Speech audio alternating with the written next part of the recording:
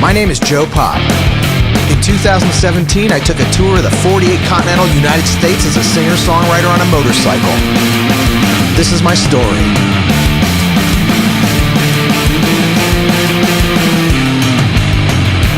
Popp over America. Keith, when did you start this shop and why? We opened in December of 2012. Okay. I had just left the sorely missed Vinyl Fever, which had closed after 32 years. Never in my wildest dreams thought that I would open my own store, but over the course of that summer, the idea just overcame me. And originally I had a business partner and he had a very similar idea, and we just combined our efforts, and within 10 months we were up and running. Great. And what is your take on the new vinyl? That's not really new, but the vinyl boom. I mean, vinyl is one of the only increasing hardware physical product, right? Yeah, it is definitely. And it's, a lot of people want to have the format conversation and the audio wars conversation. And for me, I appreciate the vinyl boom because obviously it's helped us stay in business. But to me, I've been shopping in record stores for decades. So to me, it's just about music and the community of music. So it's not necessarily about vinyl, the format. I don't care if people buy CDs or cassettes or whatever. Right. I just want them to buy a tangible, something they can have and hold and love. But as far as what it's bringing it back, I don't know. I mean, nostalgia is a bitch. Yeah, and it gets a hold of people, and I don't know. I really don't have an answer for that. Okay. For me, it's like second nature because we grew up with records and vinyl and whatnot. Why people that have never heard of it are all of a sudden getting in it? Maybe they've gotten their parents' collection. I don't know. It could just be a pop culture thing and the bubble may burst. Yeah. We don't know. But I really, it's kind of a tough question to answer. I don't know. What do you mentioned community. Mm-hmm. Your store is sort of a hub for the Tampa Bay music scene, you know?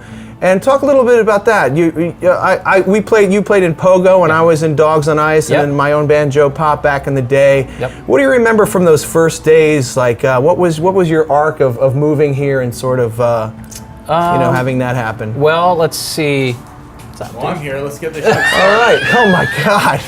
Look, you're on camera. Wait, turn around right there. Say hi to everybody in Popp Over America land. Bend down a little bit, Jim. He's doing the thing. There you go. Hey, see, I was talking about the music scene, and then it walks right in. There it is. And my son's here too. But he can't see. All right, how you doing? Cash. Hi, Cash. How you doing? He's thrilled to be So here. speaking of the scene, Jim from Tomorrow just walks right in the middle of this interview. Oh, And it doesn't say film me. yeah, well, do you really? Can I have your permission to put you on national television? Sure. Okay, cool. Let's do it. So I recorded his band back in the day at my little crummy studio. That's right. I remember. But about the back to the community thing. Sure. What do you remember when you first started playing here in Tampa Bay? Well, I'm born and raised here. Oh, okay. So native, and I don't know. I just immersed myself in the punk rock scene at the time. Ybor City, Star Club, all that stuff.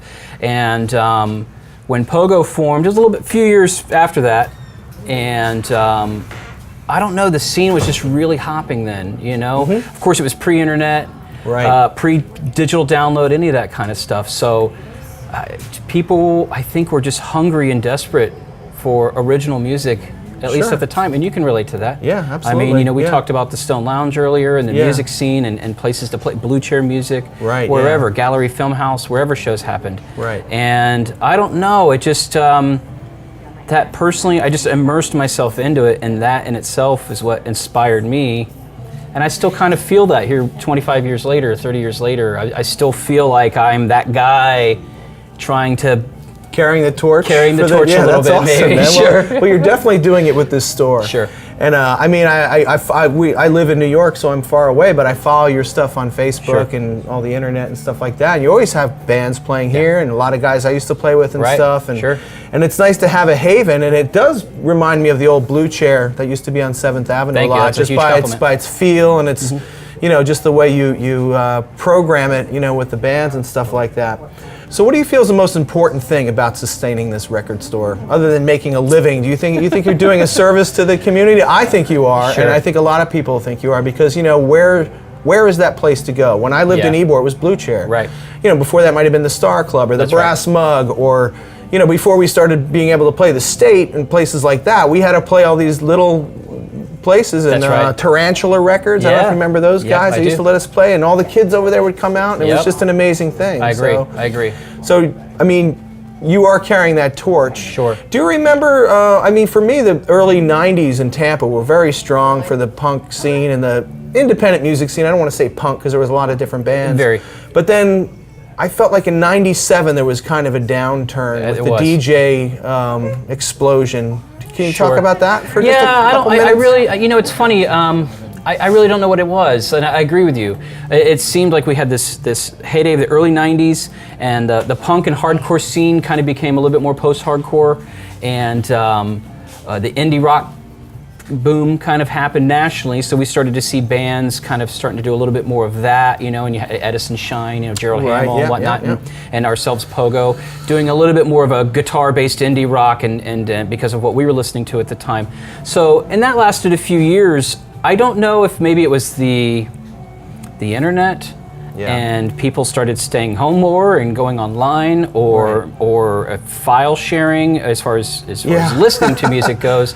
I don't know, but as far as the scene, everything's cyclical. So I mean, maybe it's just our particular age and demographic that, as you know, when we were totally in it in the early mid-90s, and then just a few years, you know, the age difference of somebody being 19, 20, 21, and then being 25, 26, 27, you know, they've gotten a job, maybe they've moved away, maybe they've gotten married, to more responsibilities, children.